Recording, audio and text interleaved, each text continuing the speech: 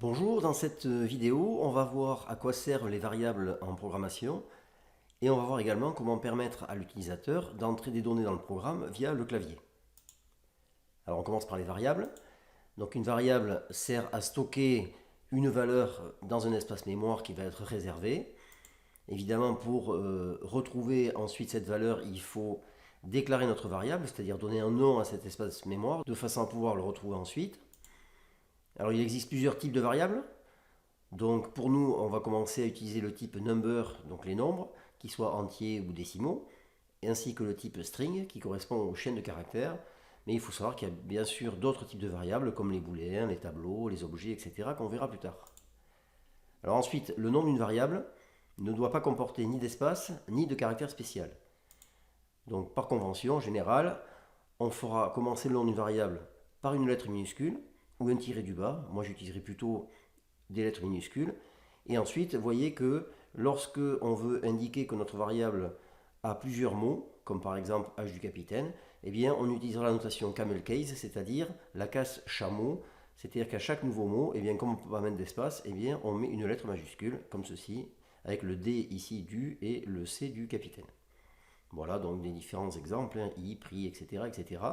Donc contrairement aux mathématiques où on peut utiliser qu'une seule lettre pour définir une variable, eh bien, en programmation, on a la chance de pouvoir utiliser plusieurs lettres. Et donc, évidemment, ça permet de donner des noms aux variables qui soient beaucoup plus parlants, de façon à ensuite à se souvenir à quoi servent ces variables.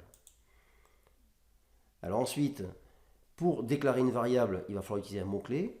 Donc avant, en JavaScript, on utilisait le mot-clé var, qui était traditionnellement utilisé, mais qui déclarait des variables dont la portée était globale dans le programme, c'est-à-dire qu'elle pouvait être utilisée partout. Aujourd'hui, on l'a remplacé par le mot-clé let pour faire ce qui se fait dans d'autres programmes, c'est-à-dire pour limiter la portée de notre variable. On verra ça plus tard dans des exemples. Alors voilà un exemple pour déclarer une variable, let prix, dont je crée une variable qui s'appelle prix, que je n'ai pas initialisée, toujours le point virgule à la fin de l'instruction, ou alors let tiré du bas nom prénom, etc. Voilà comment on peut déclarer des variables dans un programme. Alors ensuite, on peut affecter une valeur à une variable, une fois qu'on l'a créée. Donc pour ça, on va utiliser le symbole égal. Donc i égale 1 par exemple, prix égale 32,5. Je rappelle que c'est la notation anglo-saxonne pour les nombres décimaux, donc on met un point et non pas une virgule. Ou alors éventuellement une chaîne de caractères avec ici des guillemets qu'on n'oublie pas bien sûr pour signaler que c'est une chaîne de caractères.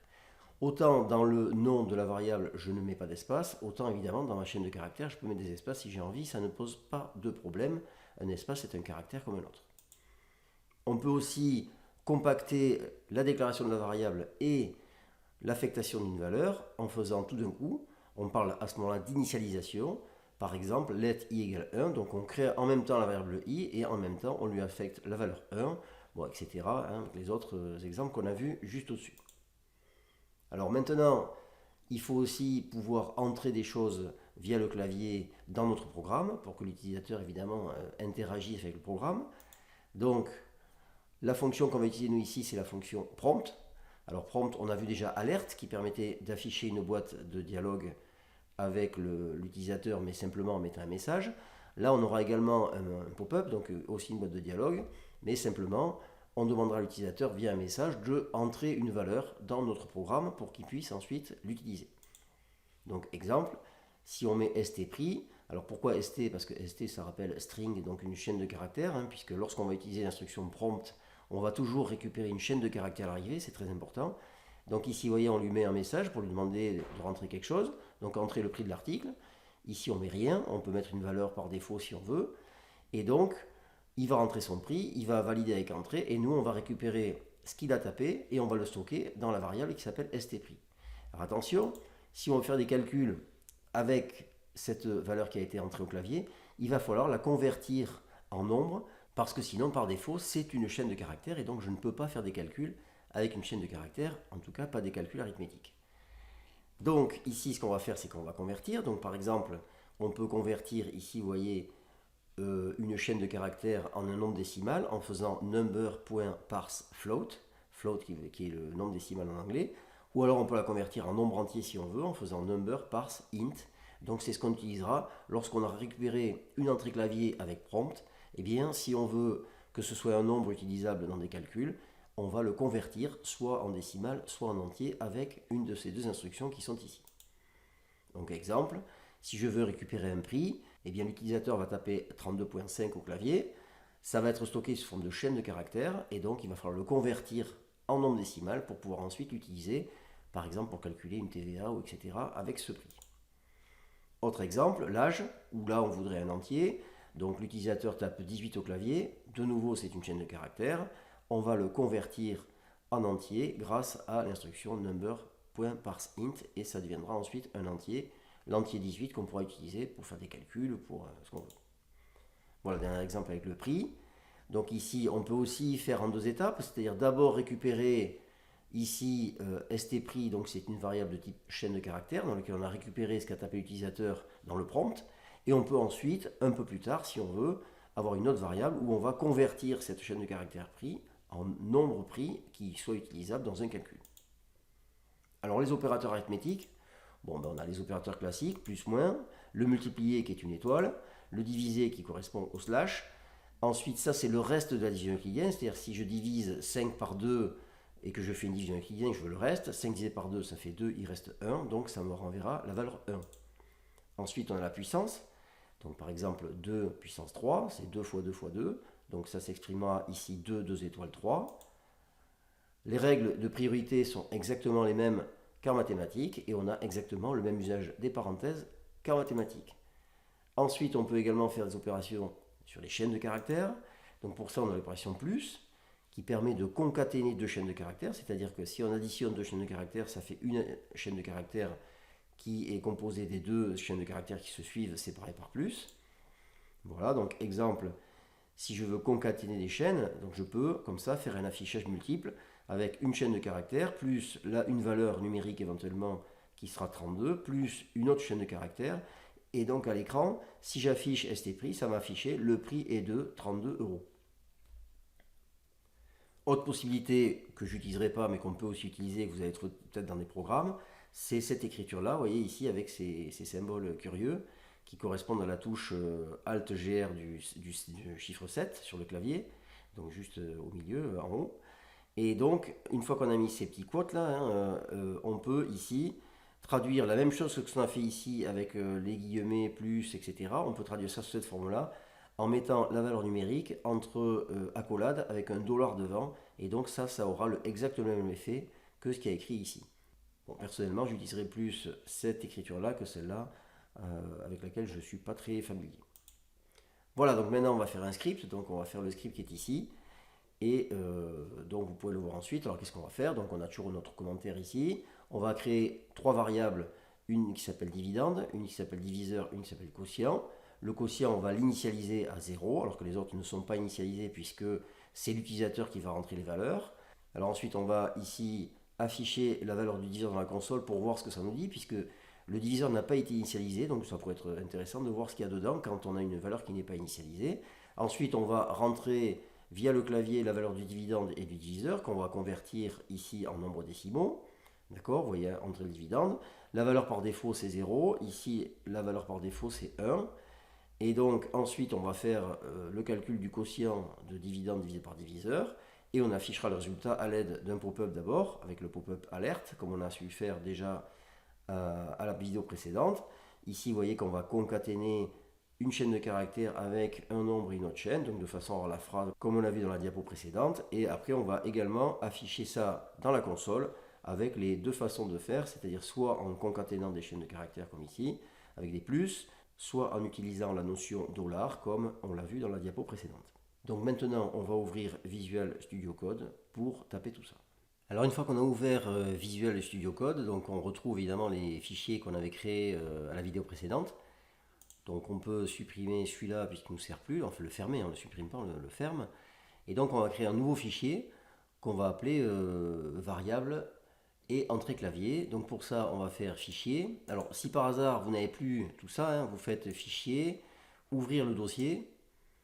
Et donc vous rappelez que ce dossier il est sur le bureau, c'est le dossier JavaScript, vous le sélectionnez et vous faites sélectionner un dossier et vous allez retrouver ici votre dossier. Donc on va faire comme si on avait tout fermé, comme ça voilà, on part de 0. Donc ici on va créer un nouveau fichier dans notre dossier JavaScript. Bon ça on fait fichier, On fait nouveau fichier. Ici, dans la barre d'adresse, on tape le nom de notre fichier. Donc on va l'appeler JS-02. Donc toujours pareil, pour qu'il soit classé dans l'ordre chronologique. Et donc on va mettre ce qu'il y a dedans. Donc il y aura variable et entrée clavier. Sans accent, sans espace si possible. Bon, enfin, pour les noms de fichiers, c'est pas très grave, mais il vaut mieux quand il s'agit d'internet, parce que sinon, quand on met en ligne des fichiers avec des espaces ou des accents, ça ne marche pas bien, donc à éviter. Et .js évidemment, puisque c'est un fichier JavaScript. Et après, je fais entrer pour valider. Comme ceci. Voilà, donc il m'amène dans mon dossier, donc je fais créer un fichier, et donc j'ai enregistré ici mon nouveau fichier qui vient se mettre juste sous l'autre. Alors maintenant, je vais ouvrir mon fichier index.html, puisque c'est lui qui va me permettre de voir le contenu de ce fichier dans mon navigateur internet. Donc ici, ce que je vais faire, alors on a dit qu'on sélectionne, on fait ensuite ici copier le chemin d'accès relatif, ensuite on va dans index, et ici on remplace, donc en faisant coller, comme ceci, et vous voyez, j'ai ici le nom de mon fichier, et ensuite, quand on a la pastille C qu'il faut enregistrer, donc on fait CTRL S, comme ceci. Voilà, ensuite, alors même s'il n'y a rien, on va quand même se mettre le navigateur à côté. Donc pour ça, on a vu qu'il fallait lancer ici Go Live pour avoir notre live server. Donc je clique dessus. Donc ça m'ouvre mon navigateur web. Donc je vais faire comme la dernière fois, c'est-à-dire que je vais ici décaler ça un petit peu, de façon à avoir la place de mettre mon navigateur à côté, de façon à observer ce qui se passe en temps réel quand je modifie mon fichier JavaScript, comme ceci, voilà, ici. Bon, ça, je peux fermer pour l'instant, puisque j'en ai pas besoin. Voilà, et donc, une fois que c'est à peu près propre, on peut y aller. Voilà, donc maintenant, mon fichier index, je ne m'en sers plus. Je vais me servir uniquement de celui-là, donc on va compléter.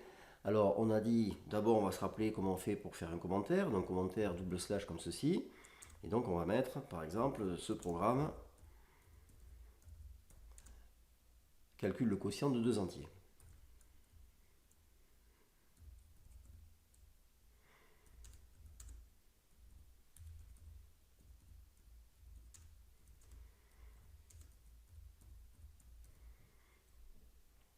Voilà, et donc ces entiers seront entrés par l'utilisateur,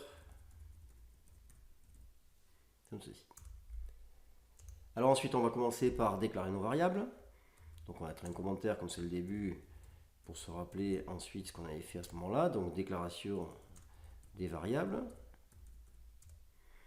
Donc la première, alors pour déclarer une variable, le mot-clé let. Vous voyez qu'on le retrouve toujours pareil dans la liste, hein, ici.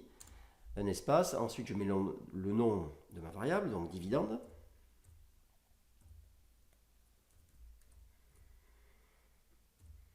Donc ça c'est pas initialisé. Ensuite, pareil pour le diviseur, donc let diviseur. Initialisé. Et enfin le quotient, let quotient. Et donc celle-là, je l'ai initialisée à 0 pour se rappeler qu'on peut initialiser si on veut les variables. Et toujours pareil, on finit à chaque fois l'instruction par un point virgule. Ça c'est fait. Ensuite, alors, on voulait voir si on regarde dans la console ce que ça affiche si j'affiche console.log. Et ici, je mets dividende, par exemple, c'est-à-dire, en fait, je demande à la console de m'afficher le contenu de la variable dividende. C'est pour ça que j'ai pas mis de guillemets, puisque c'est pas une chaîne de caractères. Ce que je veux, c'est le contenu de la variable, donc on écrit simplement le nom de la variable, sans rien autour. Voilà, donc maintenant ce que je vais faire faire CTRL S pour sauvegarder mon fichier, donc CTRL S comme ceci. Et donc ici, je vais afficher ma console, donc en faisant un clic droit, et donc en faisant inspecter, comme ceci, et vous voyez que je me retrouve ma console qui est ici. Et alors qu'est-ce qu'il me dit? Eh bien il me dit ici qu'à la ligne 8, donc ligne 8 c'est bien console log dividende, il m'a affiché la valeur actuelle de la variable dividende, c'est-à-dire undefined. Donc cette variable n'a pas encore été définie, donc elle n'a pas de valeur, pour l'instant elle est vide. Donc très bien. Alors maintenant, on va justement mettre des valeurs dans dividende et diviseur. Pour ça, on va demander à l'utilisateur de les rentrer. Donc on va dire dans dividende, eh bien, on va mettre donc une valeur, donc c'est avec le symbole égal comme on l'a vu dans le diapo précédent. Donc ici on a dit qu'il fallait utiliser prompt et qu'ensuite il faudrait convertir. Donc on va faire d'abord number puisqu'il faudra convertir en nombre entier ou nombre décimal, c'est ce qu'on veut. Donc moi qu'est-ce que j'ai dit, ça serait 2 entiers, donc on va mettre point parse. Alors vous voyez qu'il me propose ici parse int, donc il suffit simplement que je clique dessus.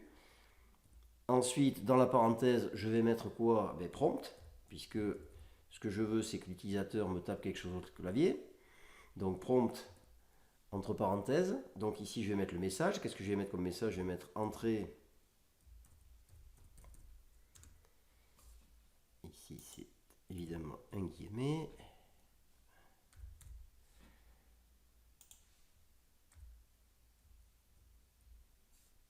Donc entrée le dividende. Alors entier. Bon, je vais mettre en décimal, ça aurait été plus malin parce que ça risque de générer des erreurs. Enfin, c'est pas très grave. Donc ici, voilà, un dividende entier, hein, puisqu'on a dit qu'on faisait des nombres entiers. Ensuite, ici, on va mettre virgule. Et donc la valeur par défaut, s'il rentre rien, ce sera 0. Comme ceci. On n'est pas obligé, on peut mettre vide, on peut mettre ce qu'on veut. Voilà. Donc ici, évidemment, on va récupérer une chaîne de caractères qui va être ensuite convertie en nombre. Donc il faut qu'il mette un nombre, sinon ça va déclencher une erreur. Ensuite, on va faire pareil pour le diviseur. Donc diviseur égale. Donc même chose, number. Point. Même chose. Parse int. Entre parenthèses, prompt. Entre parenthèses, message. Entrée le diviseur entier. Comme ceci. Et donc le diviseur, on va l'initialiser. Comme c'est un diviseur, on va pas mettre 0 parce qu'on ne peut pas diviser par 0. Donc on va mettre ici 1. Voilà. Et donc un point virgule pour fermer l'instruction. Et ensuite, donc on va calculer avec ces deux nombres-là le quotient. Donc on va mettre quotient égal. Donc on va faire dividende divisé par diviseur. Vous voyez qu'à chaque fois j'ai une liste qui me propose des noms déjà prédéfinis, donc je peux gagner du temps pour taper tout ça. Voilà. Et donc ensuite on va afficher le résultat. Donc pour ça, première possibilité, c'est alerte, comme on l'a vu à la vidéo précédente. Donc ici, je vais mettre une phrase. Le quotient est. Ensuite, je vais donc concaténer avec le contenu du quotient. Donc pour ça, je vais mettre plus, comme ceci. Là, je vais taper quotient, mais sans guillemets. Donc je lui dis, voilà, tu vas m'écrire à la suite de mon plus, tu vas m'écrire le contenu de quotient. Et si c'est un nombre, tu vas la convertir en chaîne de caractères, c'est pas très grave. Et ensuite, derrière, on va mettre un point pour finir la phrase, pour montrer que simplement on peut mettre plusieurs chaînes comme ça d'affilée. Voilà. Et donc enfin un point virgule. Alors on peut déjà voir ce que ça donne. Donc pour ça, on va CTRL S pour sauvegarder. Voilà, donc vous voyez, j'ai mon premier pop-up ici, entrer le dividende entier. Donc mettons 12. Donc je sélectionne. Voilà. OK. Entrer le diviseur entier, alors vous voyez qu'il y a le 1, hein, puisque c'est les valeurs par défaut. C'est-à-dire si je rentre 1 et je fais OK, ben, j'aurai le 1 dans mon diviseur. Donc je vais mettre, j'en sais rien, moi 5. Voilà. OK, et on me dit le quotient est 2,4. Alors j'ai pas d'espace ici, pas très joli. Donc je fais OK. Et ici, vous voyez qu'il aurait fallu que je mette ici un petit espace pour que ce soit un peu plus propre comme affichage. Voilà, donc ça marche très bien, ça nous affiche ce qu'on voulait, il n'y a pas de problème. Donc voilà, alors on peut également afficher ça dans la console. Donc si je fais console.log et que je mets tout ça, donc CTRL-C, CTRL-V, ça va afficher exactement la même chose dans la console. Et on a vu qu'il y avait une autre façon de faire aussi. Donc on va voir si ça marche. CTRL-C, CTRL-V. Et donc ici, à la place de ça, on va mettre, donc ici, il nous faut des espèces d'anti-quotes. Donc je vais faire Alt-GR et puis ensuite 7. Voilà, ici, comme ceci. Il faut le faire 2 fois pour que ça marche. Ça, je vais donc le mettre. Donc ça, j'en ai pas besoin. Ça non plus.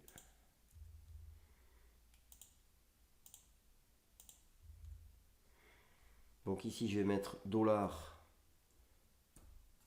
parenthèse.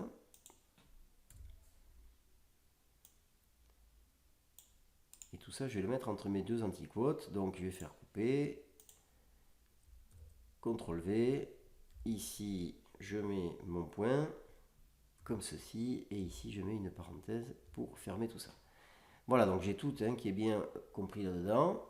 Et par contre, ici, je me suis trompé, évidemment, ce n'est pas des parenthèses, c'est des accolades. Voilà, je vous avais dit que je n'avais pas l'habitude d'utiliser ce genre de notation.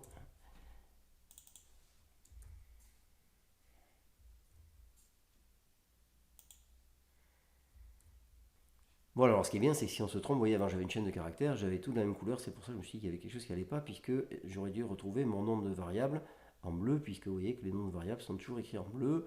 Et donc ici, les symboles particuliers, vous voyez, en violet pour les parenthèses, les accolades, etc. Donc si je teste ça maintenant, donc CTRL S, toujours pour sauvegarder, ça lance automatiquement le programme. Donc ici, entrée de dividende, je reprends les mêmes valeurs après tout. Donc je sélectionne ici, donc j'avais dit 12. Ensuite ici, j'avais mis 5. Donc le quotient est 2,4. Ça, c'est l'affichage avec le pop-up que j'avais déjà en ligne 14. Et donc, si je fais OK, alors vous voyez, pour l'instant, le programme, il est bloqué ici, en fait. Il vient d'effectuer cette instruction. Et pour faire la suite, il attend d'abord que je valide ici avec OK, de façon à passer à la suite. Donc ici, si je fais OK, vous voyez qu'il m'affiche dans ma console la même chose. Et donc, vous voyez que les deux affichages sont strictement identiques, soit en faisant avec des plus comme ceci, comme précédemment, soit en mettant la notation $. Donc vous pouvez choisir ce que vous voulez. Bon, moi j'utiliserai la première, mais vous risquez de trouver la deuxième dans des programmes parce qu'elle est aussi très utilisée. Voilà, ceci termine cette séquence sur les variables et les entrées clavier. Dans la prochaine vidéo, on va s'intéresser aux instructions conditionnelles, c'est-à-dire si, alors, sinon, etc.